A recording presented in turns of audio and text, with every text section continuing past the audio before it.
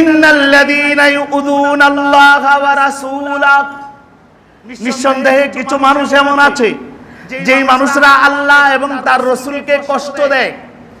আল্লাহ এবং তার রাসূলকে কি দেয়? কষ্ট দেয়।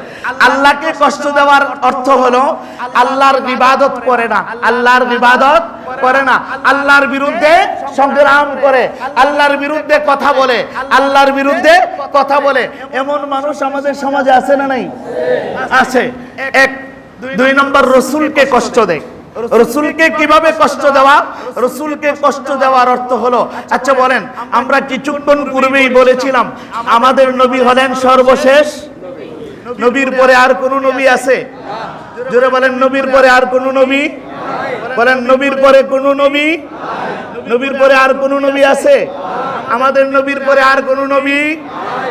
দলিল কোরআন শরীফে আল্লাহ তাআলা বলছেন, মা কানা মুহাম্মাদুন আবা আহাদিম মির রিজালিকুম। আল্লাহ তাআলা বলেন, মা কানা মুহাম্মাদ, মুহাম্মদ নয়, আবা আহাদিম মির রিজালিকুম, তোমাদের প্রাপ্ত বয়স্ক কোন পুরুষের পিতা মুহাম্মদ নয়।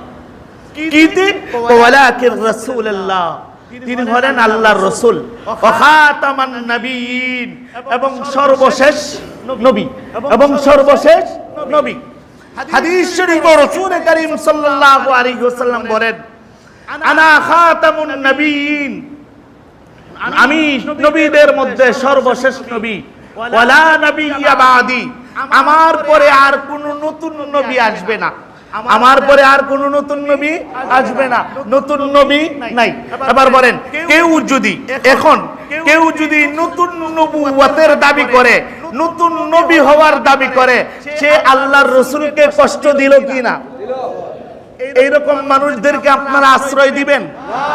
আমাদের মুসলমানদের একটা আকীদা হলো, মুসলমানদের একটা আকীদা হলো মুহাম্মদুর রাসূলুল্লাহকে সর্বশেষ নবী বলে মানে।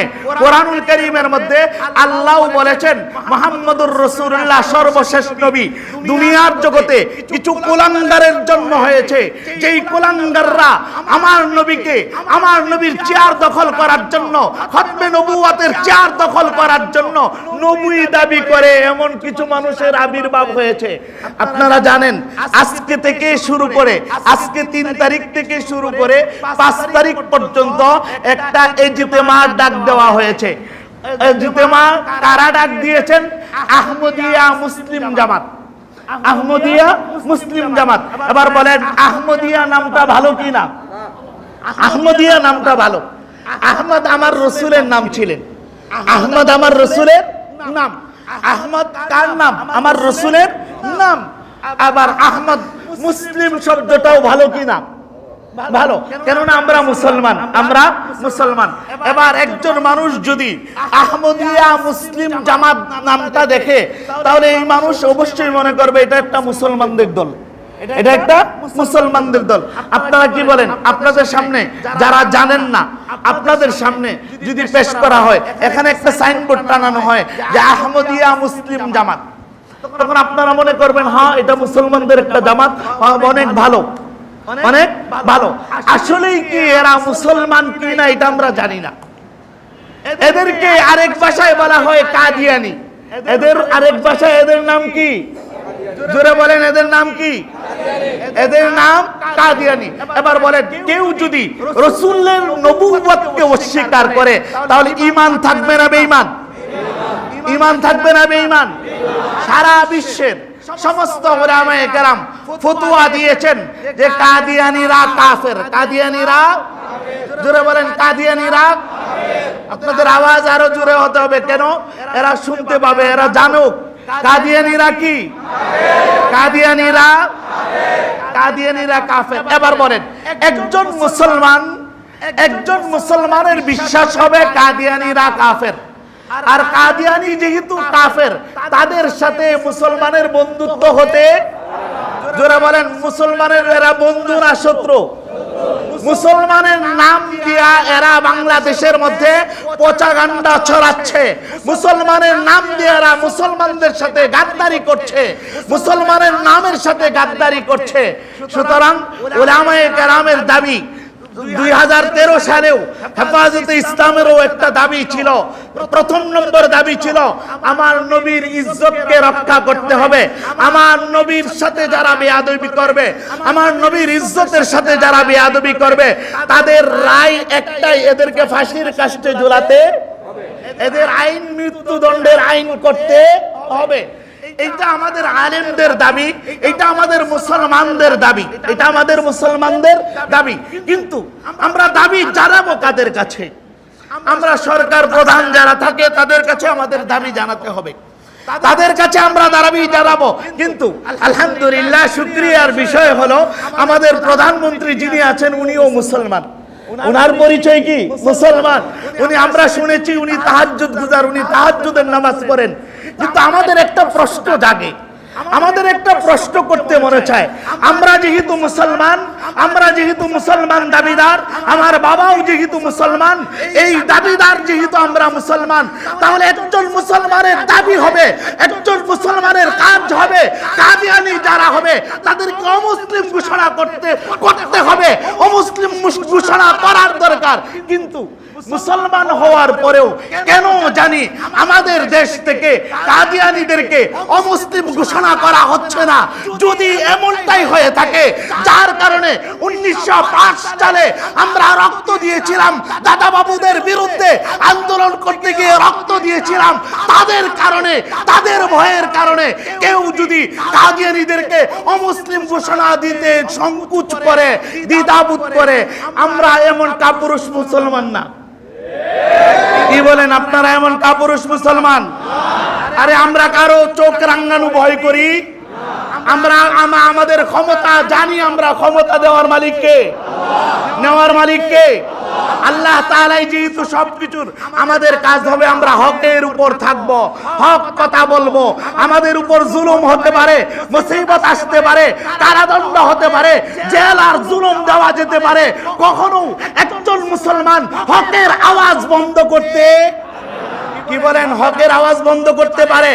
তাহলে মুসলমান হিসেবে আমরাও প্রধানমন্ত্রীর কাছে দাবি জানাতে পারি, আপনিও যেহেতু একজন মুসলমান, আপনিও যেহেতু 5 ওয়াক্ত নামাজি, আপনিও যেহেতু তাহাজ্জুদ গুজার, সুতরাং আপনার দাবি হবে, আপনার মুসলমানদের দাবি হবে, আপনি তাড়াতাড়ি অতি শীঘ্রই কাদিয়ানীদেরকে কাফের অমুসলিম ঘোষণা করুন।